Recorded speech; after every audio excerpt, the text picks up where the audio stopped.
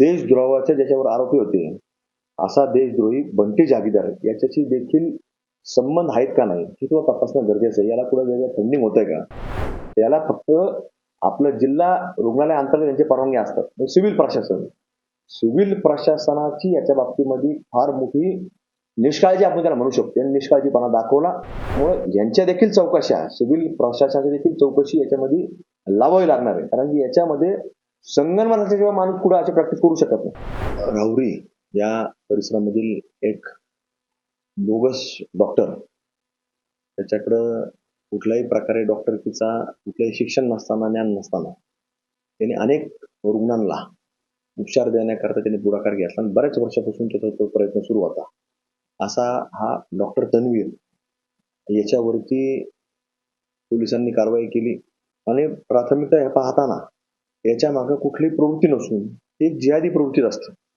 आणि या घटना फक्त राहुरीमध्येच नाही तर आज महाराष्ट्रातील वेगवेगळ्या ठिकाणी देखील आपल्याला घडत असताना पाहायला मिळतं.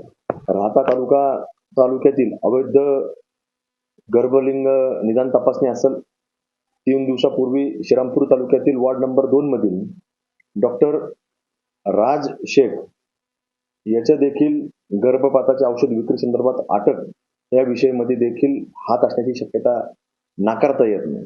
आणि या सगळ्या लोकांचा कुठेतरी देशद्रोहाचे ज्याच्यावर आरोपी होते, असा देशद्रोही बंटी जागीरदार याच्याशी देखील संबंध आहेत का नाही हे सुद्धा तपासणं गरजेचं आहे. याला कुठं वेगळं फंडिंग होतंय का याची देखील चौकशी होणं हे अत्यंत गरजेचं आहे. त्यामुळे हा जो संशय झालेला हा सगळा घडलेला आहे, याला फक्त आपलं जिल्हा रुग्णालय अंतर्गत यांची परवानगी असतात. सिव्हिल प्रशासनाची याच्या बाबतीमध्ये फार मोठी निष्काळजी आपण त्याला म्हणू शकतो. आणि निष्काळजीपणा दाखवला. यांनी याच्यामध्ये कुठली कारवाई केलेली नाही. त्यामुळे यांच्या देखील चौकशा, सिव्हिल प्रशासनाची देखील चौकशी याच्यामध्ये लावावी लागणार आहे. कारण की याच्यामध्ये संगनमत असल्याशिवाय माणूस कुठं अशी प्रॅक्टिस करू शकत नाही. त्याला कुठंतरी सिव्हिलचा जो काही इथं असणारा मुख्य इथं सिव्हिल सर्जन असतील ही याला जबाबदार आहे. की फक्त एक डॉक्टर याच्यावरती बोगस डॉक्टरवरती कारवाई झाली.